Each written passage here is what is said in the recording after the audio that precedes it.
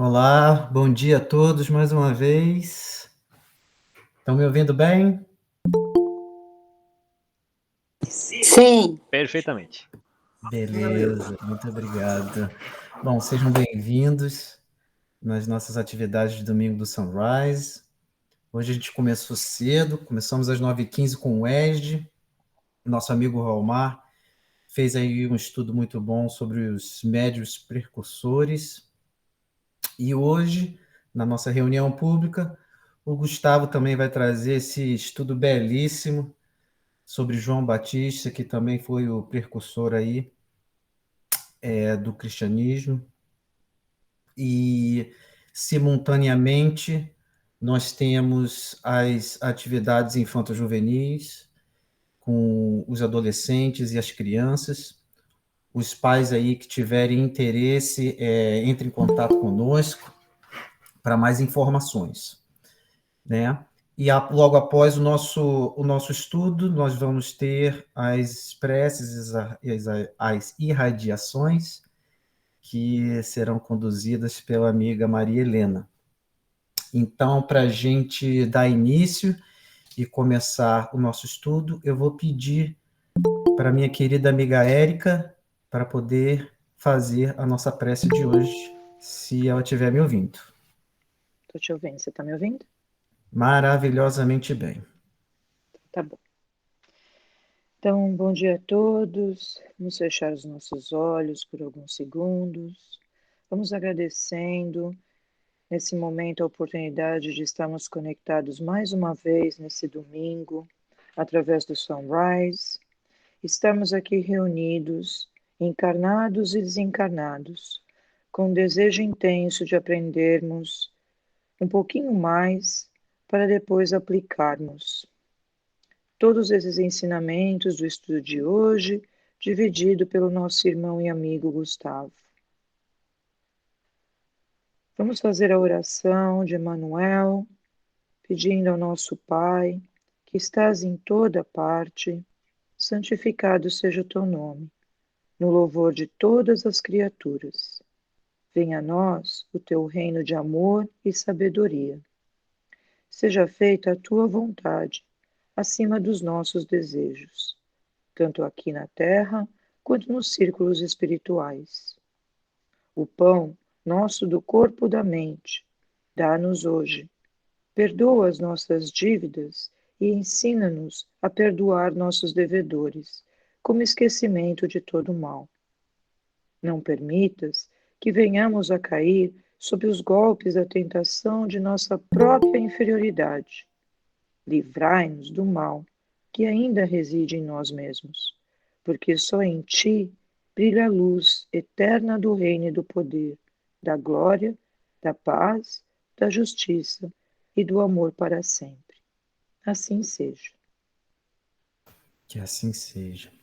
Obrigado, querida Érica. Então, Guga, tudo pronto aí, amigo? Vamos lá, bom dia. Então, vamos lá. Bom dia, é contigo mesmo. Aqui, preparar aqui o estudo. Windows. Me diz aí quando aparecer, por favor. Tá aparecendo, tá? Carregando, tá carregando. Aí. Materializou? Materializou. Muito bem. Deixa eu achar aqui o meu slide de referência. O computador tá ganhando aqui, tá 2-0 o computador, mas eu chego lá. Então, bom dia a todos. É mais um estudo de domingo aqui, trazer algumas reflexões sobre a ótica espírita. Não ter aqui a pretensão de esgotar o assunto, que é um assunto muito interessante, né, sem dúvida nenhuma. E João Batista, essa figura tão grande que a gente vai aprender um pouquinho mais sobre ele hoje, mas de alguma forma não tem assim a sua biografia muito explorada, né, pela igreja tradicional, pelos estudos. Então aqui é um estudo. A primeira pergunta é por que estudar João, né? A gente vai ver, João traz muitas lições para a gente ainda hoje. A gente vai aprender um pouquinho da personalidade, do trabalho, E, enfim, a gente vai poder até explorar alguma de outras reencarnações de João. E com isso a gente vai trazer alguns conceitos e alguns comportamentos que nos são úteis no dia de hoje ainda. E o mais importante, né, sempre à luz do Espiritismo, tentando trazer um pouquinho do que a gente conhece da doutrina para desvendar, né, as palavras do Evangelho. Mas antes de tudo, a gente vê o título, João Batista, o Precursor. Então, primeiro esclarecimento. A gente faz muita confusão ainda, muitos de nós, né? Entre João Batista e João Evangelista. Então, para começar, vamos aqui esclarecer que são personalidades completamente diferentes, são pessoas diferentes. Embora tenham convivido na época de Jesus, são pessoas diferentes. A gente vai aprender por que ele é o precursor, né? Como a gente viu no ES de hoje, a definição que o Vomar trouxe para a gente, né? A definição de o precursor é aquele que anuncia, aquele que prenuncia, prepara ou indica a vinda ou o acontecimento de alguma coisa. Então, é nesse contexto que a gente vai estudar a personalidade de João Batista. Então, vamos voltar na história, tentar entender um pouquinho de quem foi João e como é que, entendendo João, a gente vai conseguir, talvez, algumas ferramentas para que nos ajudem a nos tornarmos sempre as nossas melhores versões. Então, vem comigo nessa viagem histórica gostosa. Então, está lá em Lucas 1, né? Logo no primeiro capítulo de Lucas, tem segundo Haroldo Dutra Dias, ele dá o título Anúncio do Nascimento de João Batista. Diz assim, apareceu-lhe então um anjo do Senhor, Gabriel. Vendo, Zacarias perturbou-se e caiu de temor. Disse-lhe, porém, o anjo, Zacarias, não temas, porque a tua súplica foi ouvida. A sua mulher Isabel gerará um filho, a quem darás o nome de João. Então, vamos às introduções. Né? Vou começar por Zacarias.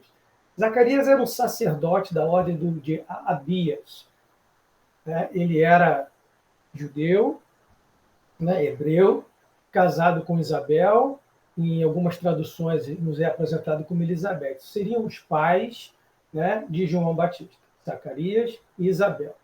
A gente vai aprender que Isabel não era nada mais, nada menos que prima de Maria de Nazaré. Então a gente vai entender aqui que Jesus e João eram primos de segundo grau. E era tradição na época que os sacerdotes eles tinham um sistema de rodízio. Eles iam no templo, entravam no templo dos templos, eles tinham que queimar o incenso e entrar em oração. E quando eles faziam isso, por ser um lugar sagrado, eles entravam sozinhos. E uma vez que Zacarias está lá dentro do templo dos templos, a gente vê na figura, ele é impactado por essa imagem angélica, né? E a gente aprende que é o anjo Gabriel. Então, vou fazer outro parênteses aqui do anjo Gabriel, por sugestão do amigo Demétrios. Né? Esse anjo Gabriel é um dos 2 anjos que nos são apresentados nas Escrituras nominalmente. Somente 2. Geralmente, os anjos são apresentados de forma genérica, mas Gabriel é um dos anjos que nos é apresentado nominalmente. E a tradução do nome Gabriel seria o homem de Deus. Esse é o mesmo espírito que aparece em Daniel, né, lá no Antigo Testamento, e vai aparecer para Maria de Nazaré e para José em sonho, em desdobramento, para anunciar a vinda do Mestre. Então, mais ou menos, esse é o pano de fundo. A gente sabe, né, pelo Espiritismo, que os anjos são, na verdade, espíritos superiores, espíritos de luz. Tanto é que ele devia ser uma presença tão imponente, de uma luminosidade tão grande, que a primeira reação de Zacarias é perturbar-se e cair, né, de temor. Imagina estar sozinho num ambiente, né, e aparece uma luz forte ali né, para falar com você. Obviamente, acho que todos nós cairíamos ali de temor, apesar de sermos espíritas. Né? Então, em Mateus 18:10, Jesus nos dá a definição de anjo. Ele diz assim, os anjos vêm sempre à face de meu Pai.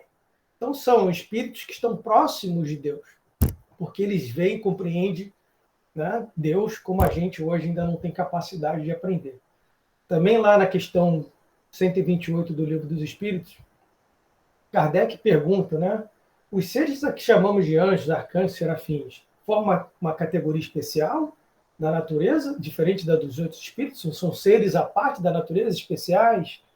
E os espíritos respondem a Kardec, não, são espíritos puros, os que se acham no mais alto grau da escala e reúnem todas as perfeições. Então, nesse sentido, vem esse espírito de luz, né, enviado por Deus, e vai ter com Zacarias para anunciar que ele e Isabel, apesar da idade avançada, também é outro fenômeno que a gente vê muito nas Escrituras, em especial no Antigo Testamento, é que pessoas idosas, materialmente idosas, concebem filhos.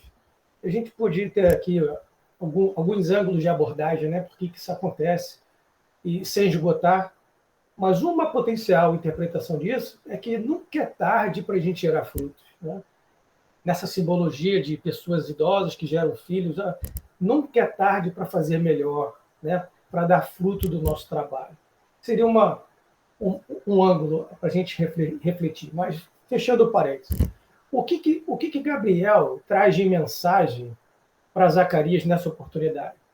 Ele fala, olha, terás alegria e regozijo, pois esse seu filho será grande diante do Senhor, estará cheio do Espírito Santo, ainda no ventre da sua mãe. Fará retornar muito dos filhos de Israel ao Senhor, o Deus deles. E irá diante dele no espírito de Elias, para fazer retornar os corações dos pais aos filhos, os desobedientes à prudência dos justos, para preparar ao Senhor um povo mais preparado. Então ele vem anunciar que o filho vai ser de uma importância ímpar, né, na implantação do evangelho na terra. E é interessante que ele fala, estará cheio do Espírito Santo. A gente interpretar de um ponto de vista espírita, ele praticamente está falando, olha, ele vai ter uma mediunidade muito forte, muito extensiva, desde a barriga da sua mãe. E tem uma passagem que é muito interessante, que vai refutar isso. Então,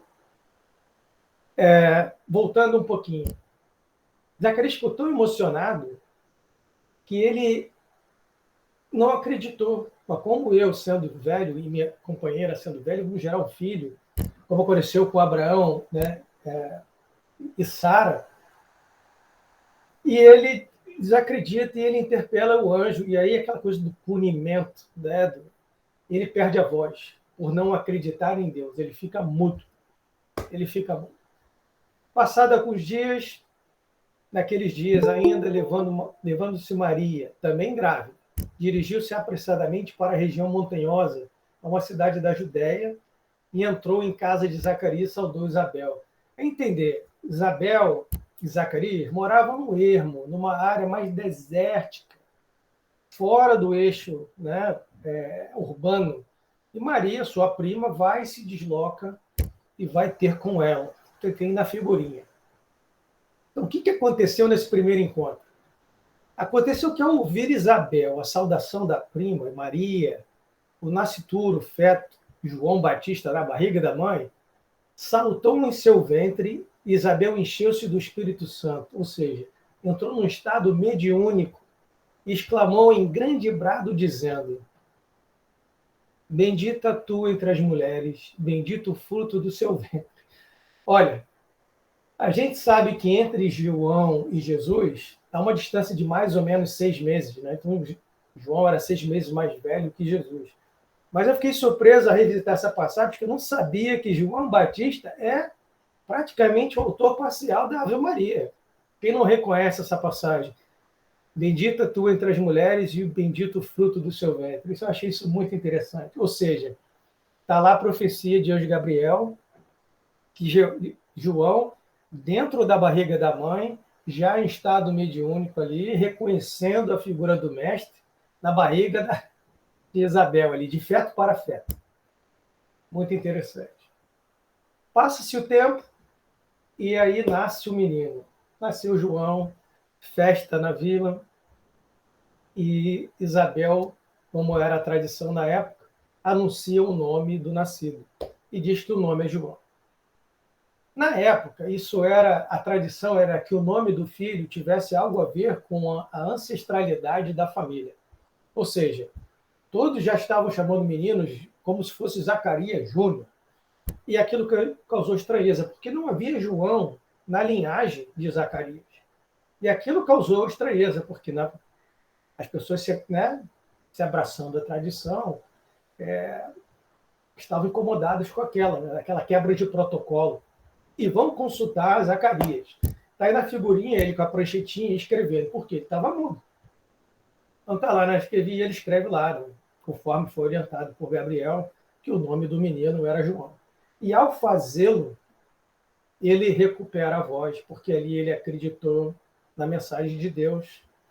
E ele fica tão extasiado e feliz, tem uma passagem do Evangelho, que é o Cântico de Zacarias. E tem um trecho aqui que eu vou dividir com vocês. Ele diz assim: e tu, menino, serás chamado profeta do Altíssimo, pois caminhará à frente do Senhor, preparando-lhe os caminhos para dar ao povo o conhecimento da salvação, por meio do perdão dos pecados.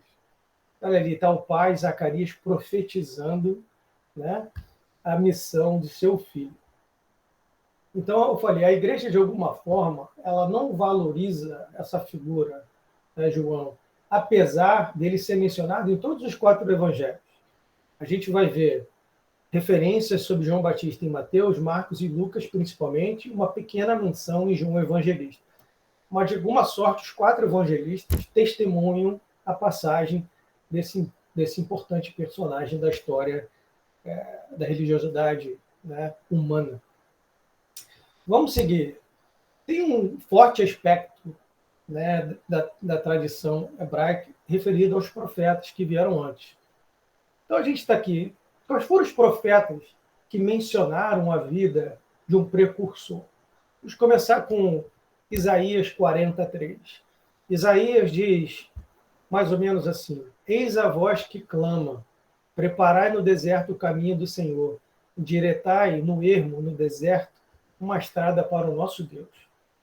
Isaías foi um profeta chamado filho de Amós, nasceu por volta de 765 a.C., viveu na corte dos reis de Judá. Naquela época o reino estava dividido entre Israel, a capital na Samaria, e Judá, a capital Israel. E ele profetiza que viria alguém que fosse trabalhar no deserto e fosse falar da vinda do Messias.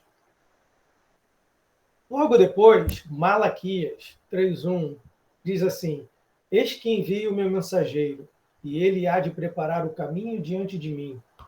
Malaquias foi o último profeta do Antigo Testamento. Se a gente olhar lá na Bíblia, a gente vai ver que depois de Malaquias vem, na sequência, Mateus.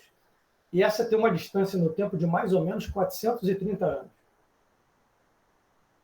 E Malaquias diz ainda assim: eis que eu os enviarei o profeta Elias. A gente vai ter a oportunidade hoje, ao longo do estudo, entender um pouquinho mais quem foi Elias. Mas só para a gente aquecer aqui, pano de fundo. Elias foi um profeta que viveu no século 9 a.C. Estamos falando de 900 anos a 800 anos antes de Cristo.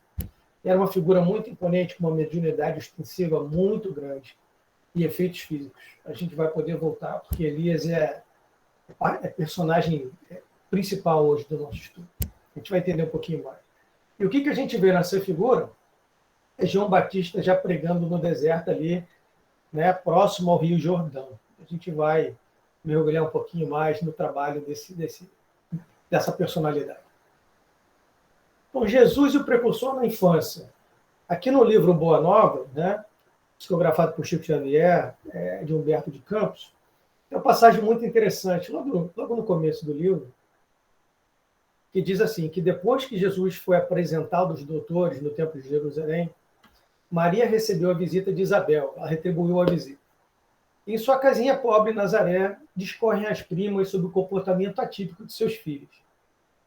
Maria diz para Isabel mais ou menos assim: essas crianças, ao meu ver, trazem para a humanidade a luz divina de um caminho novo, inclinados a meditações profundas, apesar da tenridade. Vivem em conversação com as pessoas mais velhas, lavadeiras, mendigos, transeuntes, sempre com palavras carinhosas, falam com uma eloquência das coisas de Deus atípicas de uma criança. Olha o nível dessas crianças. E continua a conversação. E no final do capítulo tem a passagem que é muito interessante. As duas olham no pórtico e veem ao longe Jesus e João, criança, não sabemos a idade, onde Jesus está apontando, né, a paisagem. E aí Humberto de Campos traz essa reflexão. Quem poderia saber qual o teor da conversação solitária, né, que se tratava entre ambos? Distanciados no tempo, devemos presumir que fosse na Terra a primeira combinação entre o amor e a verdade para a conquista do mundo. É como se Jesus estivesse ali. Jesus, a figura maior do amor que conhecemos, a nossa referência, né? Falando com o seu precursor ali, o porta-voz da verdade, quais eram os planos à frente. A gente não consegue nem imaginar e conceber o teor dessa conversa. Então vamos aprender um pouquinho mais de João Batista, né? Ainda diz Humberto de Campos, João precedeu a lição da misericórdia e da bondade. O mestre dos mestres, nesse caso Jesus, quis colocar a figura franca e áspera do seu profeta no limiar dos seus gloriosos ensinos. E por isso encontramos em João Batista um dos mais belos de todos os símbolos imortais do cristianismo.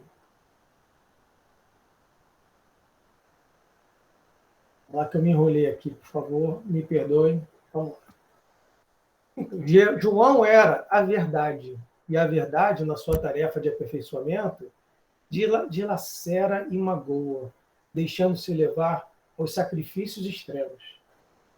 João, a gente vai ver na sua caminhada, incomodava fariseus, incomodava sacerdotes, levitas, porque era moralmente irrepreensível, mas trazia a verdade, porque ele pregava não só com a boca, mas com os atos. Enquanto os fariseus, né, eram pessoas que dominavam a letra, mas não faziam o que pregavam, João traz essa contraparte. João vive a Escritura. E isso incomoda. Lá no Livro dos Espíritos, na questão 107, a gente vai ver, dentro das características gerais, a definição de espírito bom. Vou tentar entender um pouquinho isso para a gente entender João. Diz os espíritos, né, superiores a Kardec, as características de um espírito bom, a predominância de um espírito sobre a matéria, desejo do bem. Suas qualidades e poderes para o bem estão em relação ao grau de adiantamento que hajam alcançado.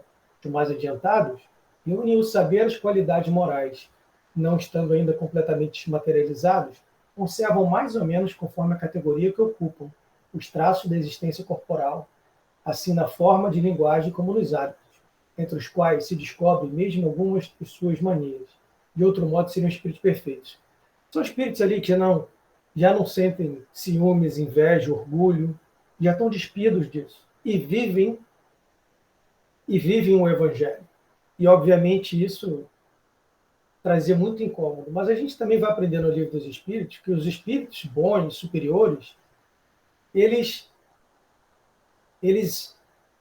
transmitem de uma forma irresistível um controle sobre os menos adiantados. A gente vai ver que, apesar de ser temido, João era muito respeitado. Por quê? Porque moralmente ele era superior. Isso naturalmente trazia receio.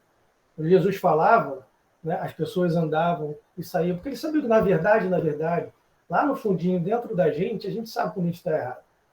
Né? E quando a gente vê alguém que está exemplificando o Evangelho, e ali nos dá uma lição de moral, a gente sai, né, como espírito inferior, sabendo que a gente ainda tem muito que evoluir. Então era nesse sentido que ele trazia a verdade, ele vivenciava a verdade. E isso dava, né, um contraste muito grande para a época. Era um choque de realidade, digamos assim. Vamos entender um pouquinho mais do ministério do precursor. Naqueles dias, surge João Batista, proclamando no deserto da Judéia, dizendo: arrependei-vos, pois está próximo o reino dos céus. Assim, é a respeito dele que foi dito através do profeta Elias. Vamos ver lá, 43. Vós que clama no deserto, preparai o caminho do Senhor, tornai retas as suas sendas. João usava uma veste de camelo e um cinto de couro em torno dos quadris. Seu alimento eram gafanhotos e mel silvestre. Assim, acorriam para ele Jerusalém, toda a Judéia e toda a circunvizinhança de Jordão, confessando os seus pecados, eram mergulhados por ele no rio de Jordão. Aqui um esclarecimento. Gafanhoto, no sentido, não é um insetinho. Aqui, na verdade, era uma vegetação local. Então, ele tinha um hábito alimentar muito simples, não comia animais. E como dizia lá no anjo Gabriel, lá no começo da passagem, né, tem uma vida reta, muito simples. Só que a palavra dele trazia também um magnetismo. A gente vê nessa passagem que as pessoas vinham de Jerusalém, da Judéia e outras partes para ouvi-lo. Ele falava, eu sou aquele que vai batizar pela água, mas depois de mim virá aquele que batizará pelo fogo. E ele vem ali, olha, abrir os olhos, arrependei-vos, né, porque o reino do Senhor está próximo, o Messias está vindo. Vem ali para fazer o prenúncio. Pela sua veste, se acredita que João tenha convivido com os essênios. Os essênios eram uma parte ali do povo hebreu, dos judeus, que eram contra as ordens urbanas da época estabelecidas e viviam no ermo, em comunidades desérticas, né? E estudavam ali a letra bem à parte. Até que os escritos, manuscritos que foram achados em Horã, lá no Mar Morto, se acreditam que era um legacy aí, era uma herança desse grupo. Mas não há provas, né? A gente desconfia, os estudiosos desconfiam que João, até pela sua vestimenta, ele conviveu com os essênios. Então, uma passagem importante, seguindo, né, na vida encarnada de João, é que então veio Jesus da Galiléia ao Jordão para ser mergulhado por ele, para ser batizado. João, porém, dizendo, eu é que tenho necessidade de ser mergulhado por ti, e tu vens a mim?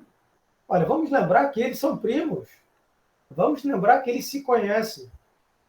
Não há de inferir que João sabia, né, da capacidade mediúnica de Jesus. Mas ali tem um momento que ele está ali no seu trabalho do Jordão, na limpeza ali dos pecados, através da simbologia da água, e a gente sabe que todo o simbolismo que isso traz com relação ao processo de reencarnação, pela água do líquido amniótico, né? Está lá na discussão entre Jesus e Nicodemos, ninguém poderá ver o reino de Deus se não nascer de novo da água e do Espírito. Então, tem toda essa simbologia, e o mestre vem ao precursor para ser batizado. Então, mas qual é a intenção? Por que Jesus fez isso? Né? Então, Jesus responde a João, permitam no momento dessa maneira, pois convém cumprir toda a justiça. Ou seja, ele queria ali saber, porque estava nas Escrituras, né? Passar por aquilo ali. Então, que seja cumprida as profecias, toda a justiça. Então, João concede. Mergulhado, Jesus subiu imediatamente da água. Então, diz que João olha e vê o céu se abrir, e vê um Espírito de Deus descendo como uma pomba vindo sobre ele, e uma voz dos céus que lhe dizia, este é o meu filho amado, em que me comprazo. Como a gente sabe, João Batista tinha mediunidade, e através da sua vista adulta, podemos inferir, teve ali uma visão mediúnica que ele interpretou como uma pomba, após um símbolo dali da espiritualidade amiga, reforçando que sim, Jesus era o Messias prometido, Jesus era aquele que virá implementar o reino dos céus na terra, através do batismo do fogo. Seguindo, então, indagações sobre João e o testemunho de Jesus. João Batista é preso por Herodes Antipas e, ouvindo do cárcere sobre as obras de Cristo, enviou seus discípulos por meio deles. Disse, és tu aquele que vem ou esperamos outro? Olha, antes da gente prosseguir nesse slide, vamos fazer uma reflexão. Será que João enviou seus discípulos porque ele não sabia, ele tinha dúvida que Jesus era o Messias?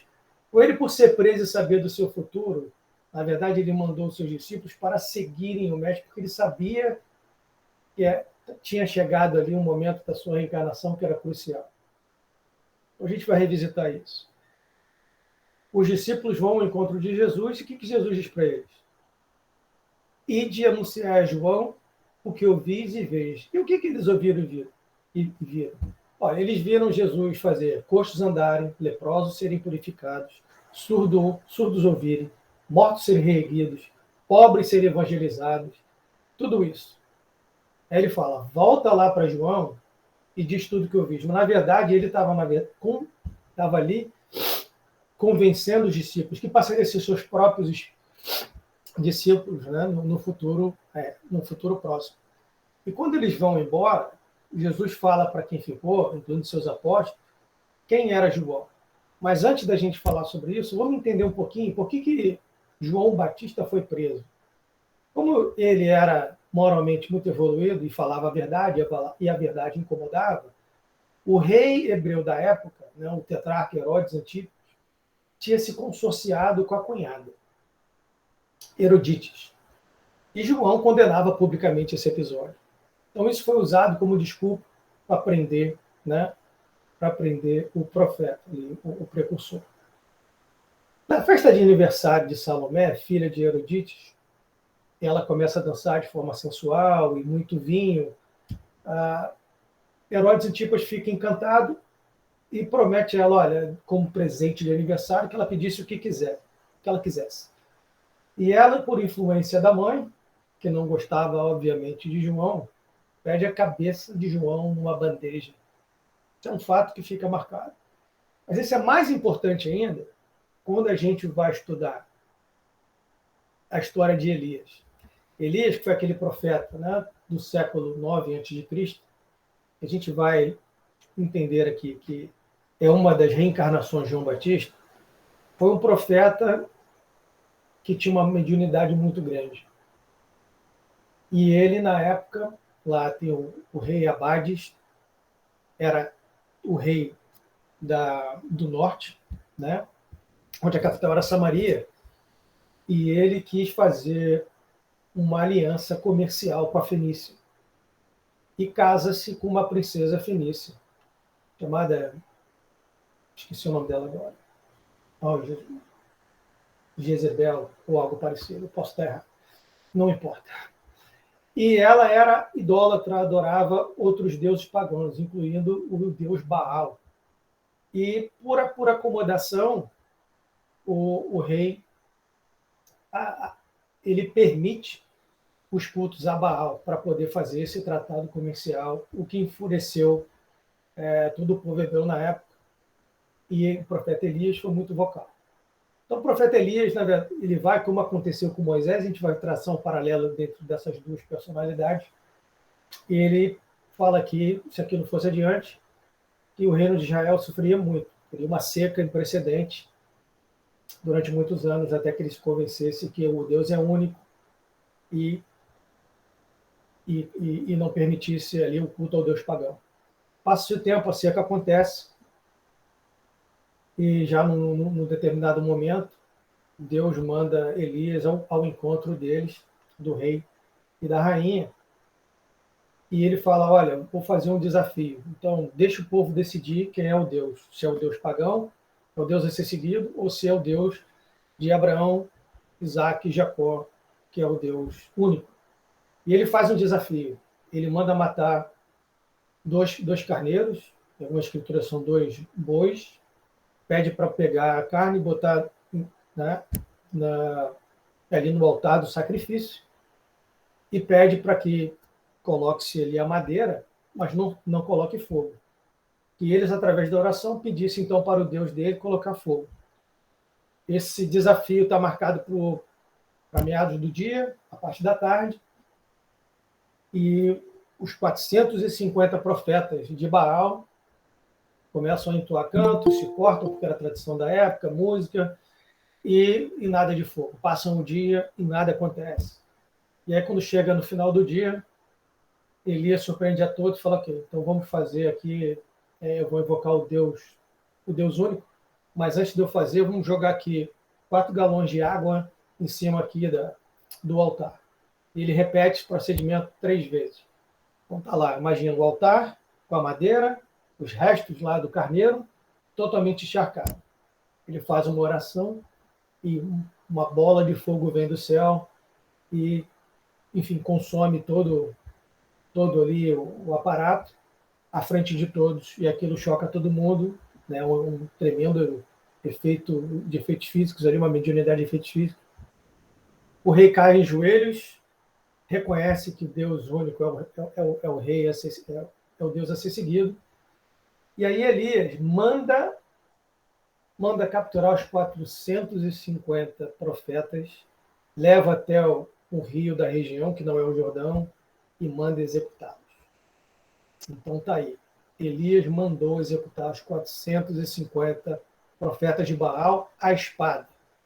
Olha, vamos voltar no tempo aqui para João. João morre degolado por espada, aí tem seu corpo jogado no Jordão.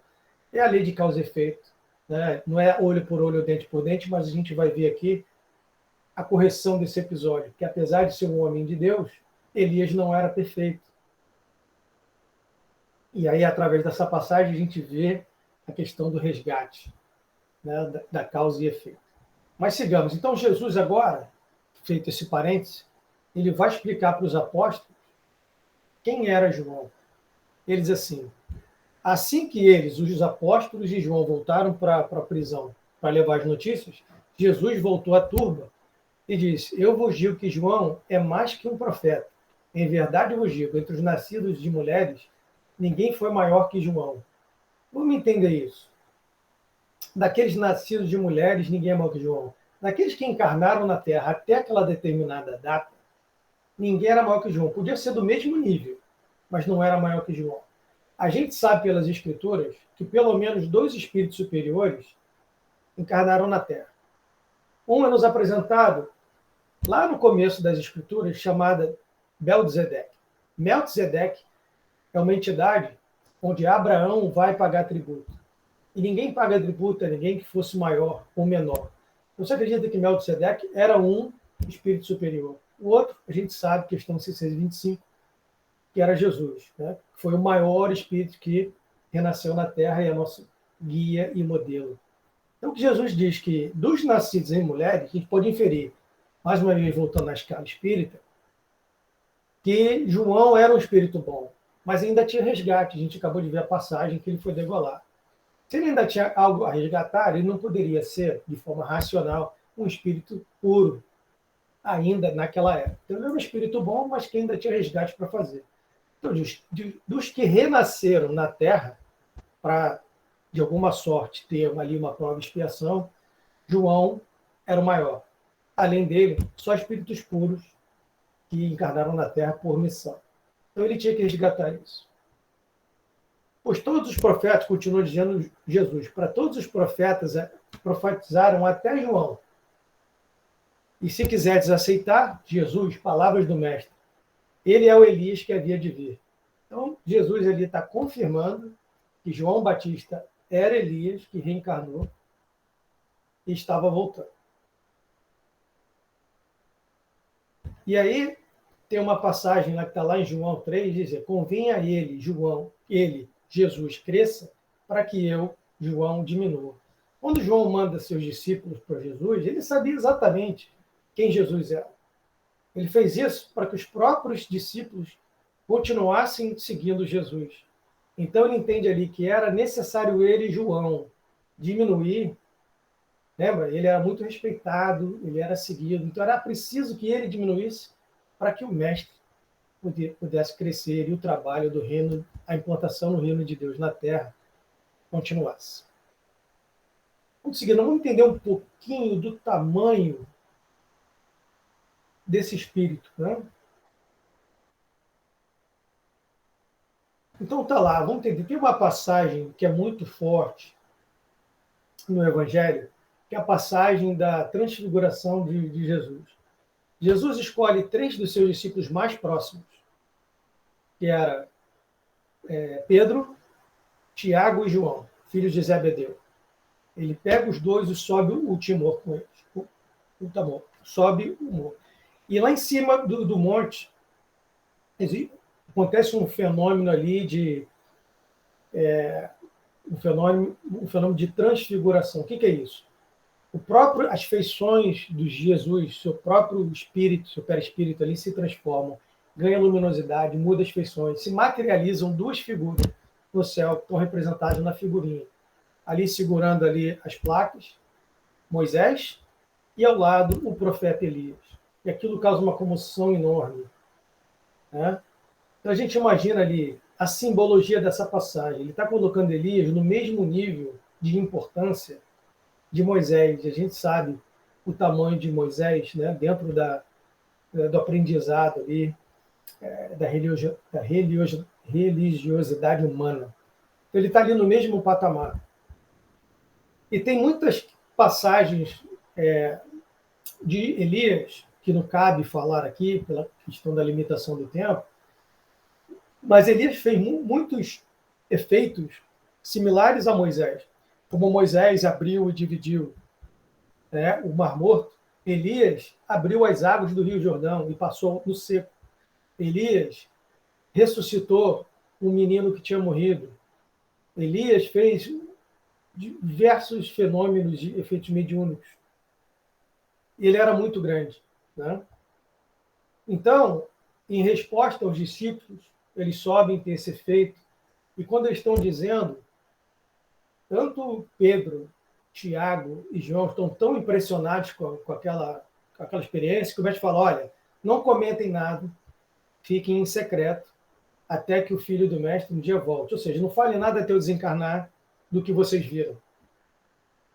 E ele disse, e eles ali vão debater a questão de Elias. Mas, mestre, quem é Elias? Né? E Jesus fala, Elias, por um lado, vem e restaurar todas as coisas. Digo-vos, por outro lado, que Elias já veio e não reconheceram.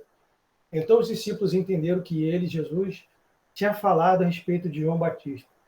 Mas eu vou pedir atenção nessa frase, meus amigos, principalmente nós espíritas. Olha só. Elias, por um lado, vem e restaurar todas as coisas. Olha aqui o tempo do verbo. Ele vem, ele vai voltar. Elias, João, aqui nesse momento, ele já tinha desencarnado. Ele está dizendo que João Batista voltaria mais uma vez. Ele vem restaurar todas as coisas. Aí fica aquela reflexão aqui que a gente não pode fazer afirmações absolutas.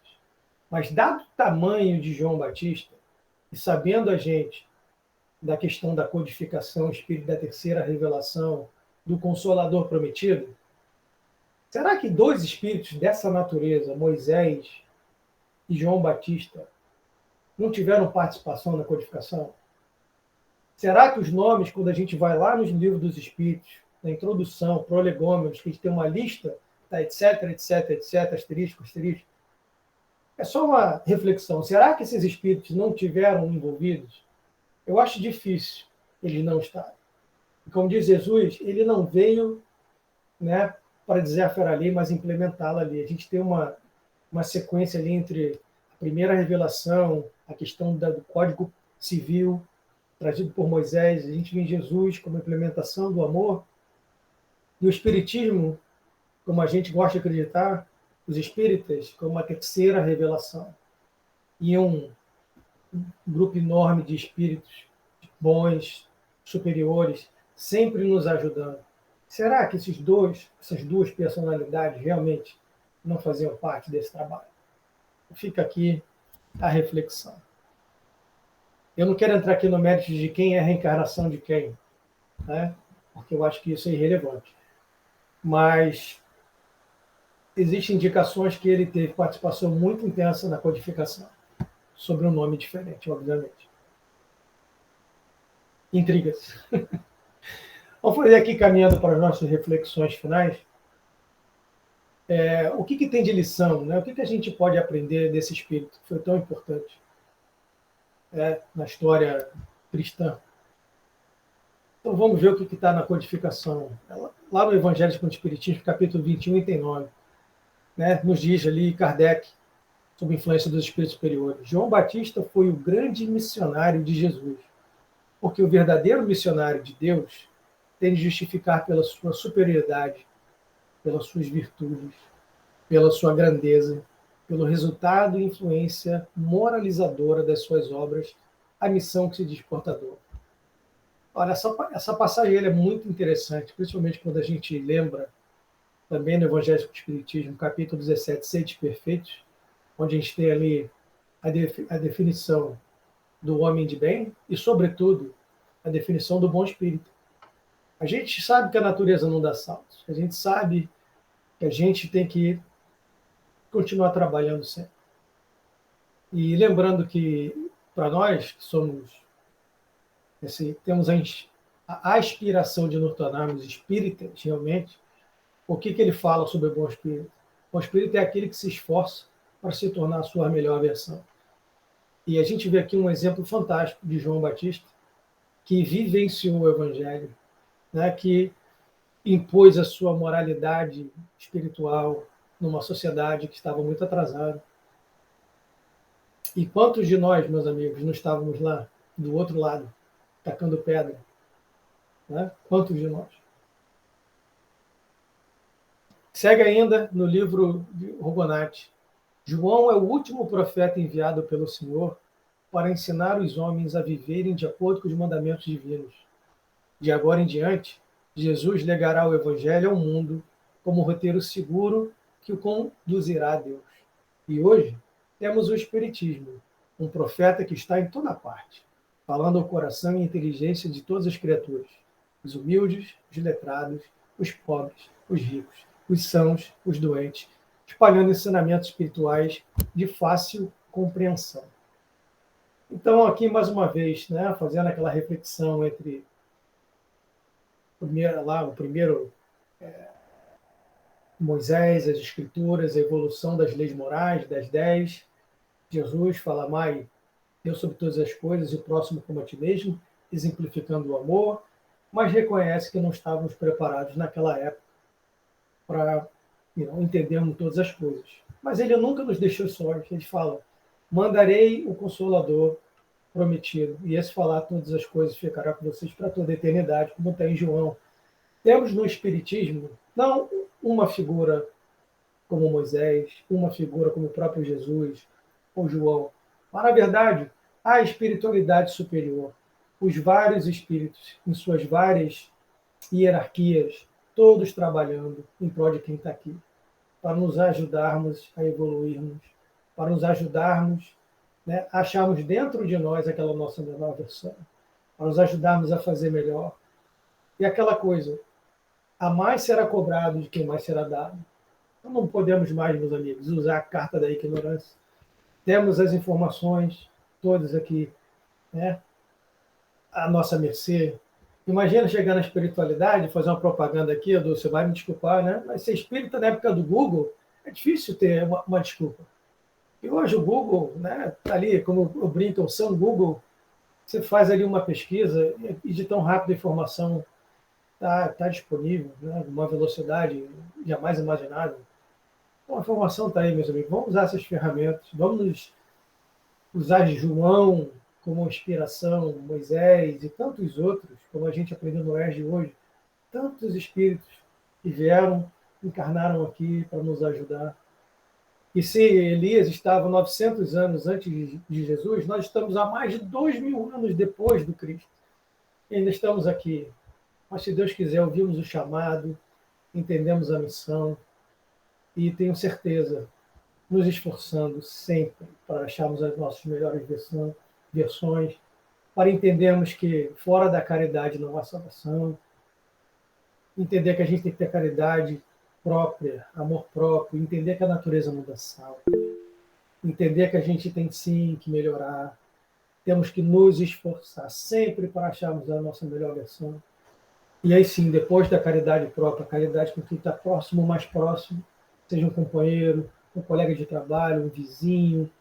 E aí a gente vai pensando fora, né, vai aumentando o ciclo, a nossa vizinhança, o nosso bairro, o nosso país, enfim, somos todos humanos, estamos todos progredindo. Até a notícia boa, né? A gente está no limiar ali da evolução da Terra. A gente sabe que a Terra, enquanto planeta de expiação e prova, está na transição para um planeta de regeneração. E isso acontece, não é uma matemática exata, absoluta, não existe um número mágico, mas isso vai acontecer quando a maioria dos espíritos aqui encarnados passarem por essa transformação pessoal. Quando a maioria dos indivíduos acharem a sua própria luz interna, entenderem que fora da caridade não há salvação, e quando a sociedade inteira der esse salto, a Terra como um todo dará um salto. E aí as dores diminuirão e a gente vai continuar seguindo o caminho do Mestre, como nos disse João, o precursor, em rumo ao que o Jesus chamou o reino de Deus. E está lá na obra de Humberto de Campos, que o reino de Deus é a obra divina no coração da criatura. Deus não está no alto, não está nos altares, né, nos livros, nas palestras do YouTube, são todas ferramentas. Deus está no coração de cada um de nós. É dentro de cada um de nós que temos que achar essa essência, ouvir a voz do Mestre, para podermos nos melhorarmos e fazermos parte dessa trajetória. E aqui, como mensagem final, mais uma vez aqui no livro Boa Nova, de Humberto de Campos, fica a reflexão. Jesus é o primeiro sinal do cristão ativo, em guerra com as próprias imperfeições do seu mundo interior, a fim de estabelecer em si mesmo o santuário da realização com Cristo. Então, João exemplificou, foi o cristão ativo, trabalhou, fez a caridade, não estava preocupado na letra, nos ritos, como os fariseus, como os saduceus, que dominavam as escrituras como ninguém, dominavam a letra, mas eram frios, não faziam o que saía da boca. Então a gente vê nessa figura tão simples, quase caricata, de alguém no deserto, vestindo roupas simples, se alimentando de coisas simples, mas ouvindo ali os ensinamentos do Mestre. Pronunciou a sua obra, promoveu a caridade, trazia uma voz amiga, ainda que dura, porque a gente viu, como representante da verdade, estava ali conclamando os seus iguais a se reinventarem, conclamando os seus iguais a se arrependerem, porque, como diz Chico, ninguém pode voltar atrás e fazer um novo começo. Nós todos podemos mudar agora e fazermos um novo final. Somos espíritos imortais, não sabemos de onde viemos. Muitos de nós estávamos lá desde a época de Elias, talvez membros das 12 tribos, lá adorando os deuses de Baal, a idolatria, presos à letra, presos a detalhes e significantes, em vez de estarmos exemplificando, trabalhando em nome do Mestre. Quantas vezes voltamos à roupagem terrestre? Quantas encarnações, meus amigos? Quantas vezes estivemos aqui?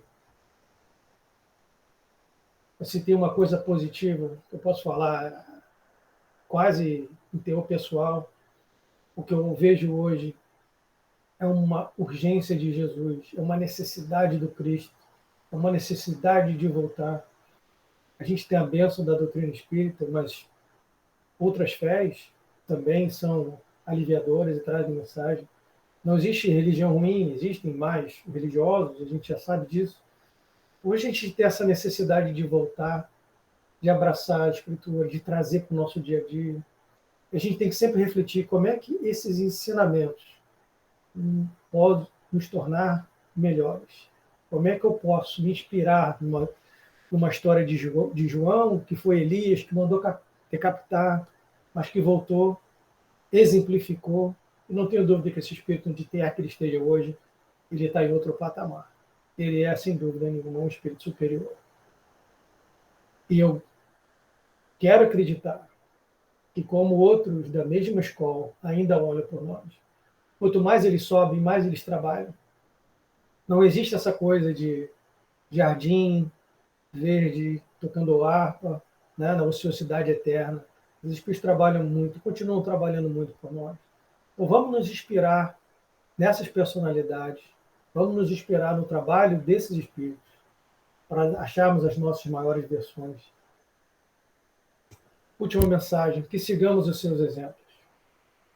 assim seja. Era o que tinha para hoje, meus amigos. Espero que eu tenha sido bem sucedido em trazer um pouquinho desse espírito e que ele possa nos inspirar a todos. Obrigado, amigo Guga. Excelente trabalho, excelente estudo.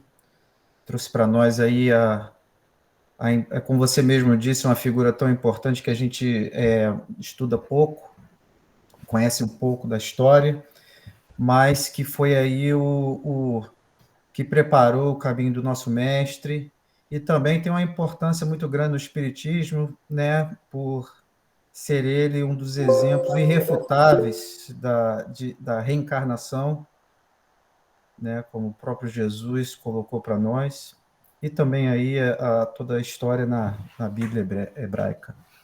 Mais uma vez, obrigado.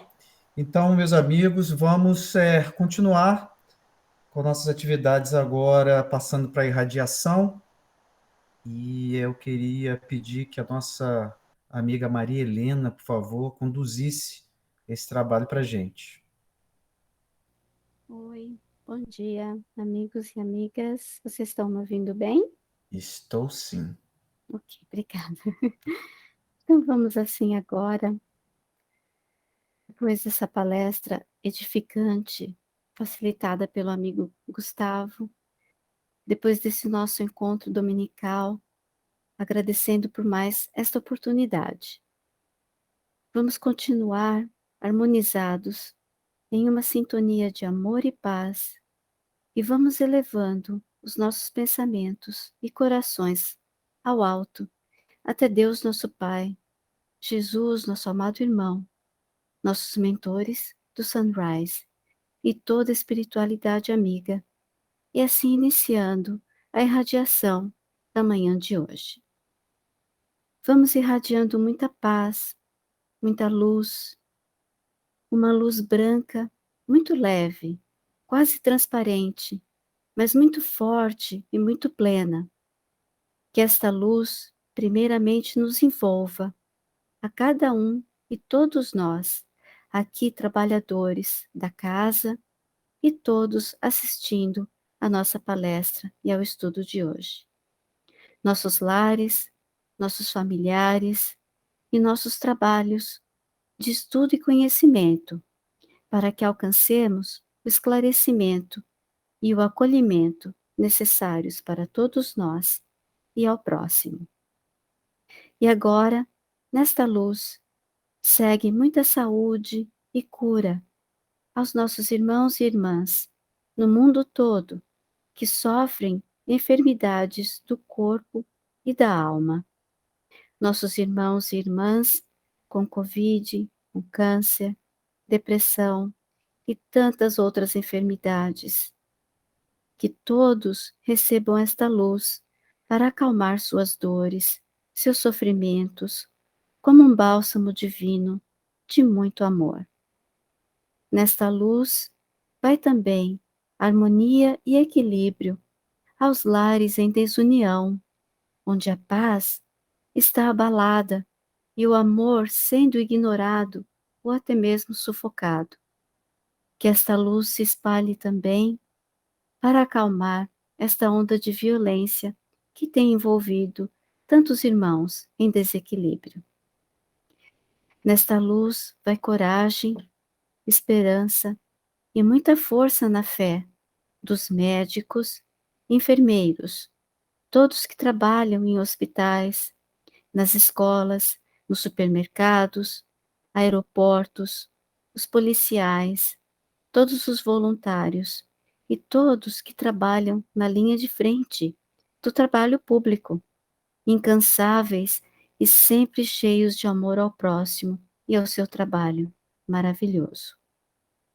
Que esta luz inspire e ajude a todos os governantes de todos os países, em todos os cargos de decisão, e que suas decisões tão importantes sejam abençoadas e iluminadas para todos nós neste mundo que somos afetados por elas.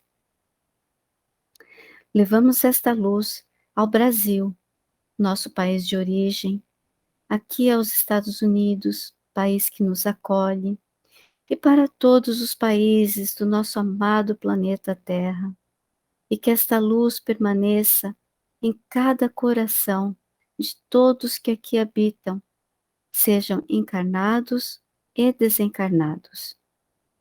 Muita luz aos irmãos suicidas para abrandar o sofrimento e ajudá-los na compreensão da sua condição, para poderem ser ajudados na sua recuperação e tratamento. Enfim, queridos, queridas, que esta luz envolva a todos que estão em nossas mentes e corações, neste momento e a todo momento. E ainda, nesta luz de doce paz e entendimento, agradecemos humildemente a oportunidade do encontro de hoje, a oportunidade da irradiação de hoje, nosso estudo, e assim com carinho pedimos a Deus, nosso Pai, Jesus, nosso amado Mestre, nossos mentores do Sunrise e toda espiritualidade maior, a permissão para encerrar a irradiação e o encontro da manhã deste domingo, pedindo que tenhamos todos um feliz domingo e uma iluminada semana. Que assim seja, com a graça de Deus. Que assim seja. Obrigado, querida amiga Maria Helena. E agora nós vamos para os avisos finais com a Cláudia. Estão me ouvindo? Muito claramente. Sim. Bom domingo a todos. Obrigado pela presença de todos. Peço apenas mais alguns minutinhos. Na verdade, o aviso de hoje eu vou passar um vídeo bem curto sobre o projeto que nós estamos fazendo. Mas antes de iniciar, eu só gostaria de lembrar de todos que ao mesmo tempo que nós temos aqui o nosso estudo público, nós temos a evangelização, nós temos 2 classes virtuais, na verdade 3, mas uma das classes está unida, a dos nossos queridos de 7 a 11 anos, e nós temos uma classe de 12 a 15 e uma acima de 16. Os 16 estão junto com os de 12 a 15 no momento. Então, só lembrando a todos que nós também temos a evangelização ao mesmo horário aqui que o nosso estudo. Bom, eu coloquei um link agora no chat, que é onde está a informação sobre o nosso programa de voluntariado do mês de setembro a outubro. Nesse link tem todas as informações, assim como o link do Sign Up Genius, né, onde você pode ir lá para adotar uma família. Como nós falamos na semana passada, nós estamos ajudando o Houston Angels, que é uma instituição em que auxilia os foster kids. Foster kids são as crianças que estão no programa para adoção. E você pode ajudar o Houston Angels de várias formas. Aqui está o website deles. E eles têm esse programa que chama Love Box, que é o qual nós estamos auxiliando agora. Mas eles também têm um programa que chama Dare to Dream, que são de mentores. No momento, eles estão precisando de mentores apenas na área de Clear Lake e Texas City. Se alguém tiver interesse, por favor, entre em contato. Mas eu vou passar um videozinho agora, que vai ser o final, né? Só explicando um pouco desse programa do Box. Por que eles têm esse programa do Love Box, ok? No mais é isso por essa semana. Vamos passar esse videozinho e na semana que vem nós vamos estar falando sobre o dia em que nós vamos entregar essa caixa para conhecer os foster family e os foster kids, ok? Espero que vocês sintam seu coração tocado com esse vídeo como eu senti. Demet, me avisa se está passando. Tá passando. Hi. Hi, do you want to come inside? Hi, I'm Rebecca. We're really excited to have you be part of the family.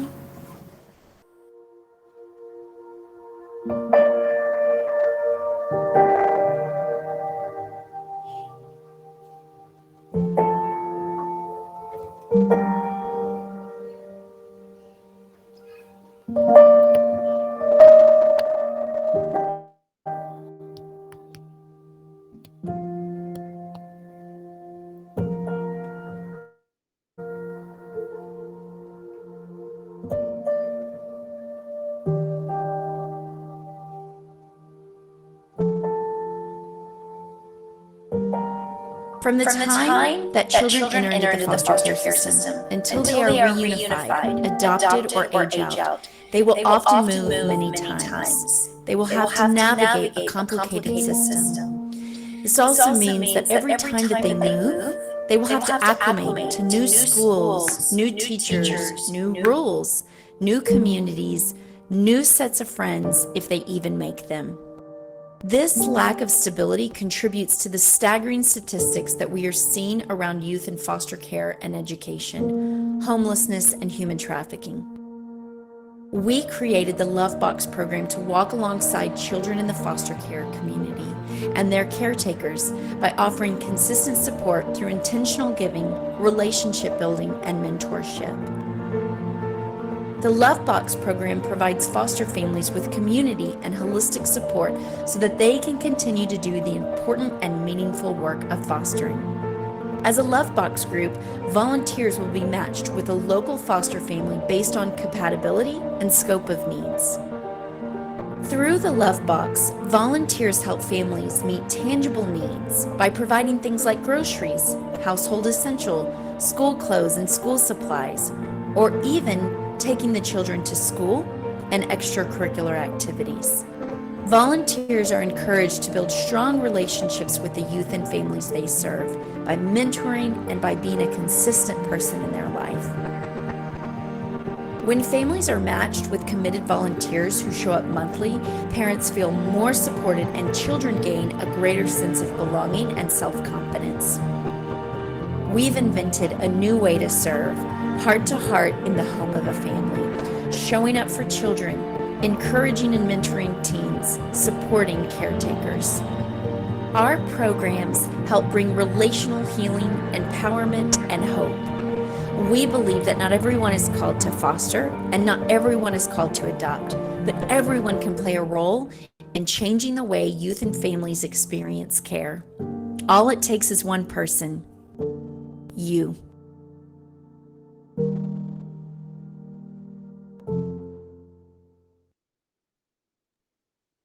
Muito bonito. Muito obrigado para todos. Boa semana. Obrigado, Cláudia. Obrigado a todos. Boa semana. A gente se vê semana que Obrigada a vem. todos. Obrigada a todos. Obrigada, Cláudia. Boa semana.